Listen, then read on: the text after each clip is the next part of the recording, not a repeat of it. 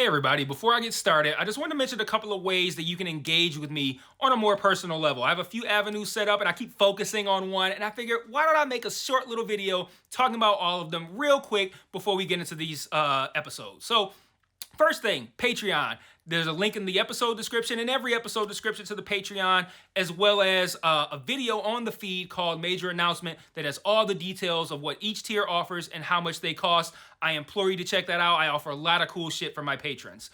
Second thing, the Discord channel. There's also a Discord link in the episode description, and in every episode description, I have multiple channels set up there for each show that I'm covering, and it's a great way to just engage with me. I have a channel set up for MMA talk as well. I'm a big MMA fan, so if you're an MMA fan, you can check that out as well. There's a link to the Discord in the episode description.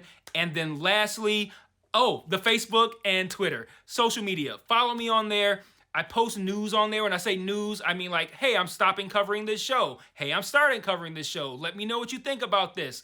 I do live watches of things on Facebook where like I'll check in and say, I'm watching so-and-so show. And then I'll like live comment while I'm watching it. And that'll be cool if maybe you watch that show too and you want to watch along with me, or you're watching it later and you will see my thoughts, which are usually pretty entertaining because I'm usually pretty high when I'm writing them. So check out all those links in each episode description, and let's talk about this episode. Peace. One mic. Yeah. All I need is one mic. Yeah. All I need is one mic. Hey everybody, welcome back to One Mic, and today I'm here to talk about Season 2, Episode 1 of HBO's Winning Time, entitled, let's see this whole thing here, pause, One Ring, One Ring Doesn't Make a Dynasty. So the tagline for this season, as I'm sure you'll see right here in this picture over here, which is probably actually my favorite poster so far for a television show this year, is Dynasties Aren't Built, They're Taken. Couple that with the episode title, and it's pretty clear that the theme for this season is going to be the battle for the 80s that largely took place between the Lakers and the Celtics. Now, I won't spoil the entire results of their rivalry. This is one of the few times where I feel like somebody who's read the book for the for the TV material. I'm like, I already know what happens in virtually every aspect of this, but it's actually fun to be on that side, and it's still not having read a book. But I don't know why I'm encouraging not reading books. But anyway, like I said, I won't spoil the results of the rivalry, but only two teams, not named the Lakers or Celtics, won a championship in the 80s. The Sixers got one, and then my Pistons got one to close out the decade in 1989. They should have got it in 88 as well, but that's neither here nor there. All the remaining 8 championships went to the Lakers and or the Celtics. And I worded it that way because I feel like that adequately hides the results. Because if I said Lakers and Celtics, that lets you know the Lakers win some, the Celtics win some. If I say Lakers or Celtics, that can make you think that the Lakers win all of them or the Celtics win all of them. So that gives all the options by putting and or. So I feel like I'm not spoiling the results. Maybe the Lakers win them all. Maybe the Celtics win them all. Maybe they split them. Who knows? Anyway, man, what a great episode. Like, I really enjoyed Season 1. Not enough to make my top 10. It made my honorable mentions for I think last year. But it came out so early in the year. Like, I want to say it was like January or maybe February at the latest where Season 1 came out. And it was in my top 10 to start, of course, but there were so few things out. As the year went on, things pushed it out of the top 10. It remained in the honorable mentions. But I think that was kind of more, that spoke more to the quality of what came out last year than to the quality of Winning Time. But, I was really looking forward to this season. But this premiere far exceeded my expectations. Like, I was like, okay, this should be good. I'm looking forward to a fun show, a fun season. I didn't expect too much of the premiere. I expect, like, okay, this should be good. We'll set up. I mean, that's generally what premieres are. They're largely setup episodes. And this was no different. This was a setup episode. But this episode set up a lot of interesting plot lines and a lot of interesting themes for this season, highlighted by some outstanding individual scenes, like the one between Bus and his kids playing Monopoly, or the one where Kareem and Magic have a conversation about leadership and responsibility. So much good stuff that I think was laid out as like long-term stuff for the season. But then also it was just an entertaining and interesting episode, just like standalone episode in and of itself. Like it was even if I wasn't intrigued by I mean, this thing set up like 3 or 4 different things that were interesting to me. And I'm going to talk about all of them.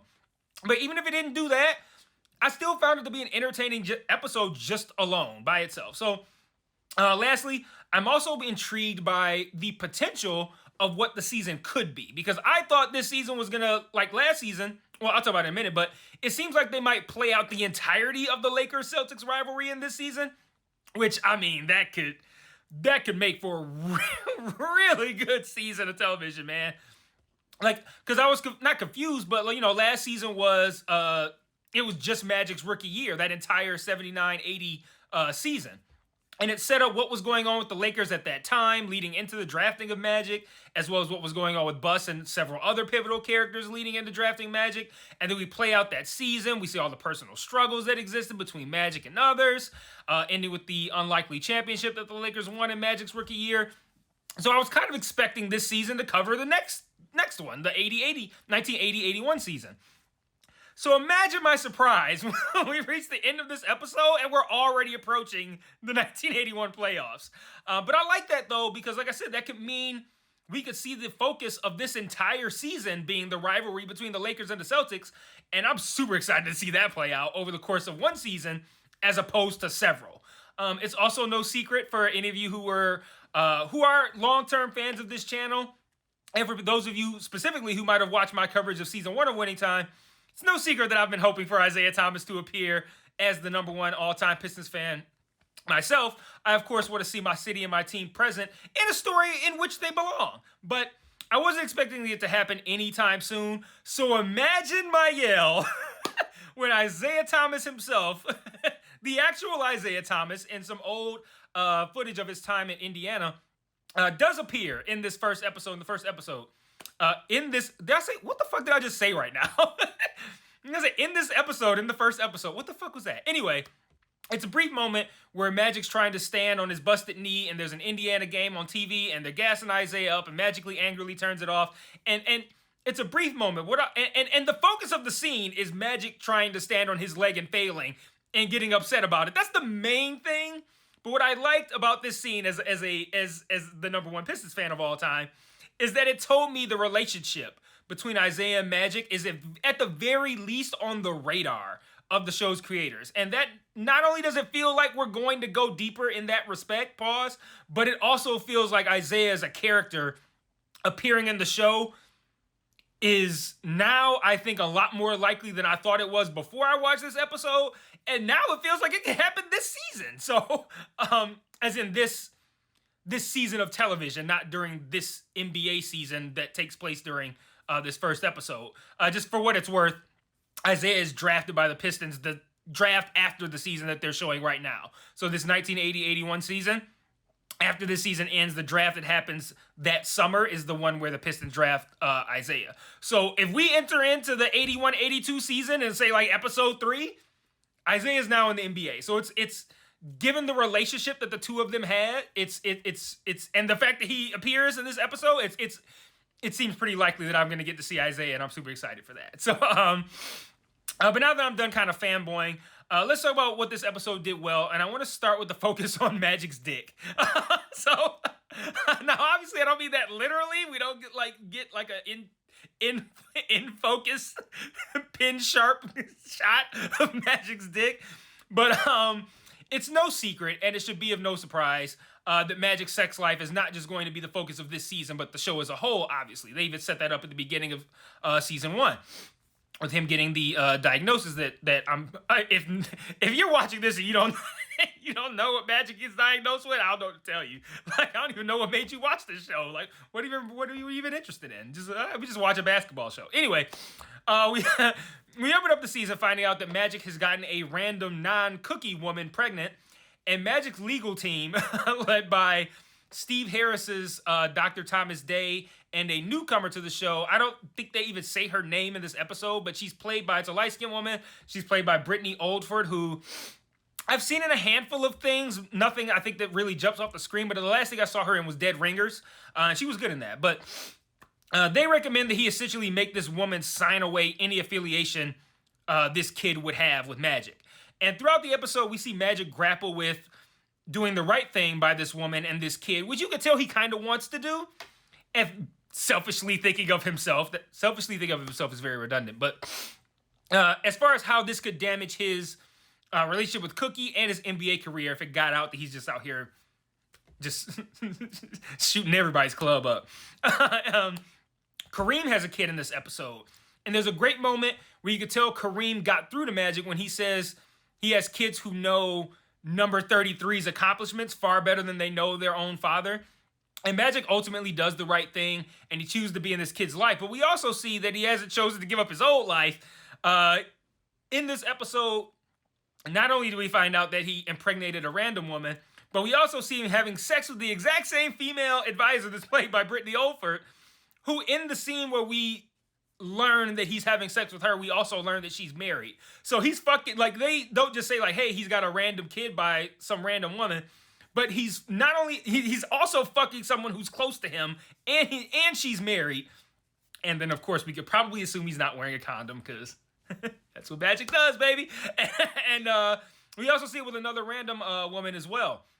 And another great scene in this episode, Cookie asks him if he thinks about the outcome whenever he's sticking his dick into someone. And I said out loud at my TV, on God, he better say no. And sure enough, he does. He says something like, honestly, I don't. And I loved that that self-realization and acceptance. Like, he knows it. He knows that he knows he ain't shit. And he's like, yeah, I don't. And I don't think he does it on purpose, but yeah, that's a problem I don't have. I am nowhere near that famous to have to struggle with that decision. How much pussy should I get today? Not a problem I have. And what's even more interesting about that scene is that already early in the show's run, I think they've done a great job of showing Magic as having something that can border on a sex addiction. Like, he even says so much in this episode. But the wild thing is it's gonna get worse. Like, a lot worse. And I'm wondering / intrigued / excited to see how they're gonna portray that. He's only a fraction as famous as he's gonna get.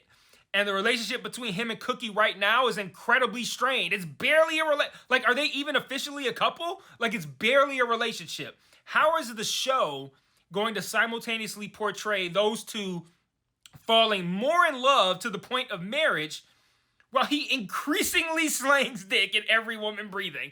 And even more so than he is now. And I find that to be really interesting. How are they going to portray a path to marriage while this is going on? Like, I don't know. I find that to be compelling.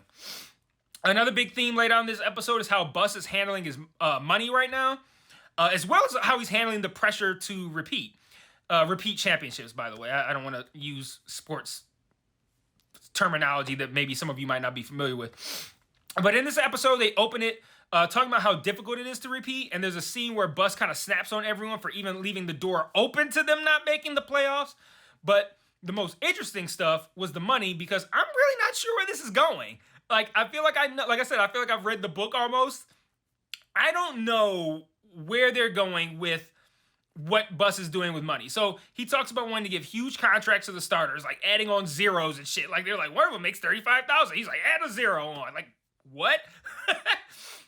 But he's talking about paying the starters insane amounts to keep them locked up. Then later, he tells Jeannie he's going to give her a tennis team. And what the fuck? He says a tennis franchise. What? Is that a thing?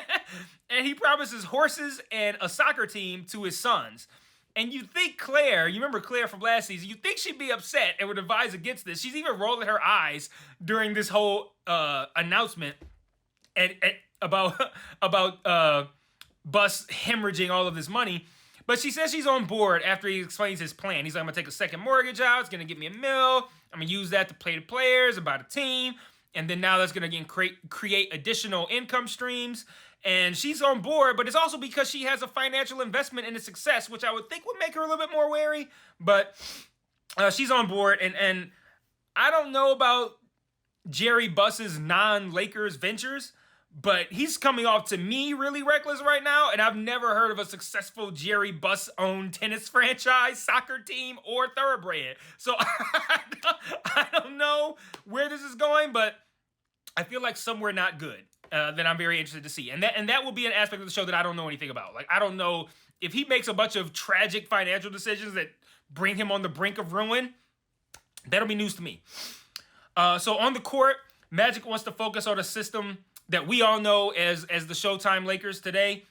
But Kareem isn't really cut out for it or into it at that stage in his career. And another thing they're setting up for this season is Magic's readiness to become a leader, which in this episode ties in with his willingness to be a father to sorry guys, jump off baby. And I thought the work this episode did in that regard was excellent. Like, in both cases, Kareem sets the example for Magic, both as being a team player and willing to go along with something he may not agree with, which was Magic's suggestion of kind of like the more fast-paced Showtime Lakers style of play, and with being a father who is there for his kids. And even more intriguing is that I felt like this episode played around with the idea of Kareem feeling Magic isn't ready to be a leader, but also with the possibility of Kareem just not yet being willing to relinquish leadership. And I thought all of that was really good too. And those ideas and concepts, I think they came through really well, very clearly. I picked up on them all, and I think it's really well done, and I'm really excited to see where they're going to take it. Later, Magic busts his knee, and the team is in peril without him. The show suggests that Kareem is basically washed, which is wild because he plays like 8 more seasons after this. But this causes Magic to have to grapple with the fickle nature of the NBA and its fans and the business as a whole, which is, again, yet another theme that not only do I find really, really interesting, but I thought the episode did a great job of conveying. Like, once he gets hurt, a lot of the affection and admiration he's accustomed to begins to wane. Steve Harris's character tells me he has to take some local endorsement deal because Buick is on some wait-and-see shit regarding his knee. And that's got to hit like, yo, I've had whatever relationship I had with Buick, I'm just temporarily, like, it's not like my leg's amputated, I'm never going to play in the NBA again. He got hurt, and now he's being told, like, yeah, you got to take some local shit because Buick is kind of like, I don't know about this. And it's just that fickle nature has got to be really humbling for him. And, like, we all know as fans that that's a thing, but it was interesting to see that being portrayed through the lens of endorsements. Kind of like, hey, Buick is like, hold on, so you got to take this local shit. Like, I don't know. With just immediately following an injury. Like, it's not like he lost his leg or some shit and the prognosis is he's never going to play again. The prognosis was like, what did they say, 12 weeks? Like, that's, I don't know how many games that is, but 12 weeks, that's 3 months. Given that you play, we'll say 3 to 4 games a week. We'll just say 3 to be conservative. That's 36 games out of an 82-game season. I don't think that's something where endorsements need to be like, I don't know about this. But it was a major injury, and it was only his second year. But I like that the show is playing around with that. And for what it's worth, Magic misses 45 games in that season. So he's back for the playoffs. I'll put it that way. Well, I mean, the episode ends with him walking onto the court. Granted, he's in street clothes, but that lets you know he can at least walk under his own power. So the return is imminent, and yes, he does make it back for the playoffs. Let's see. The idea, is that as soon as he has an injury, no matter how positive the prognosis, everyone starts to mentally prepare and behave as if he'll never be great. And that's got to be a shock to the system, considering the admiration he was getting up to that point.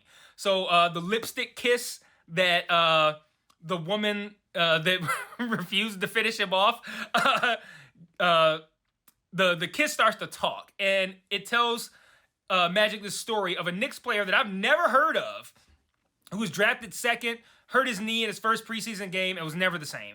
And of course, that story is going to resonate with Magic. It's his second year. He's got this knee injury. And all that is going to, again, plays to the theme very well. But then the talking lipstick runs off like 5 other players that happened to. And I don't remember all 5 of the names, but I remember thinking like 4 of those guys were in the Hall of Fame. So I kind of feel like the show should have stopped after the first example. Like, you nailed it after the first example, leave it there. Magic is sufficiently shook. But the mouth is like, yeah, and then this also happened to Bob Lanier and Dave DeBusschere. And I'm like, okay, that should be pretty encouraging to him, unless it happened super late in his career. And even then they said Doug Collins, I feel like, was the only name they mentioned that wasn't in the Hall of Fame. And I can't even say with certainty he's not in the Hall of Fame because he's accomplished a whole lot of other things outside of being a player. But neither here nor there.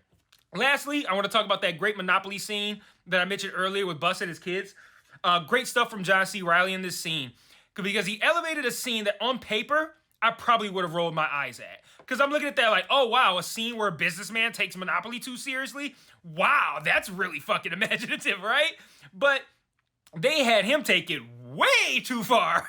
And I think that really elevated the scene. And I also liked when when he said all he does is make things easier for his kids. Like, everything I do is make it easier for you guys. And the one son is like, by ditching us for pussy and fun. And I was like, good comeback, kid. So yeah, like I said, that was a great episode. It was fun, interesting, entertaining.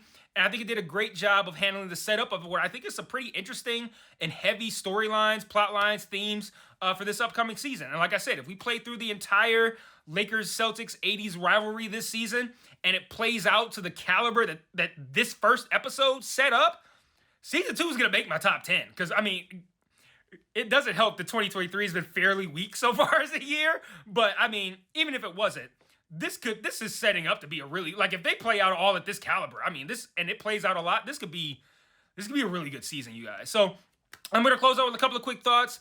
I love the opening scene from the 84 finals with Riley giving that speech where he says that he wants to win their championship.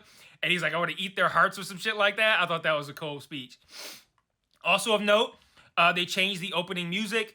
It's the same song, but it's now the second verse. Whereas last season it was the first verse. And then they also changed the visuals as well. I don't know why I tried to describe visuals to you guys. It's you know what it means. Red Auerbach flexes having Bird, McHale, and Parrish in this episode, which admittedly is a huge fucking flex. I'd flex that too. But I like how he says something to the effect of like, I'm gonna let you have this one championship, but don't go try to get another one. And I just think it's wild. Like, how are you gonna threaten someone to not win a championship? Like you better not beat me or there'll be hell to pay. Like, the fuck out of here. Anyway, Westhead has Pat Riley read Invictus by William Ernest Henley at some point, and I had to look up the title because I was shocked that I 100% am familiar with that poem to the point where I recited the ending from memory, even though I have no idea where I heard or I've read that poem or whatever. I have no idea where I know it from. Maybe I read it in college or high school or at some point in school, or maybe I recited it. I don't know. But I knew the final line, and I'm just like, okay, how do I know a poem? Because I don't be reading this shit, so I don't really know. One day I'm going to talk to you guys about my stance on reading. Like, I'm sure you guys, I think, who are longtime fans of this channel, can acknowledge, like, hey, this is a fairly intellectual motherfucker. Why is he so flippant about reading? One day I'll tell you guys. I'll tell you in the Discord. If you're in the Discord, ask me my thoughts on reading. I love the scene and the Discord's in the YouTube description down below. So if you want to join the Discord, feel free. I love the scene with the girl who Magic impregnated, her father dogging out Magic for not taking care of his responsibilities while he's sitting on the couch, and his parents and lawyers are the ones who are ironing out this agreement. And I already liked the scene at that point. Then they leave, and Magic is kind of like expecting sympathy from his parents, and they cut into him even worse than the father did. And he sounded like such a child in that scene. I thought that was a great scene. He's like, oh, I'm hurt. Like, don't you see my leg is hurt? Like, motherfucker, I ain't got nothing to do with all the women that you fucked up to this point. Like, don't even try that shit. And then also the scene where the father goes off on Steve Harris's character at the very end of the episode and slams the door in his face. I'm not going to repeat what he says because YouTube will probably pull my video, but I would say that in real life if it was me. So just so y'all know. That's all I got. I will see you guys next week for episode 2. And until then, peace.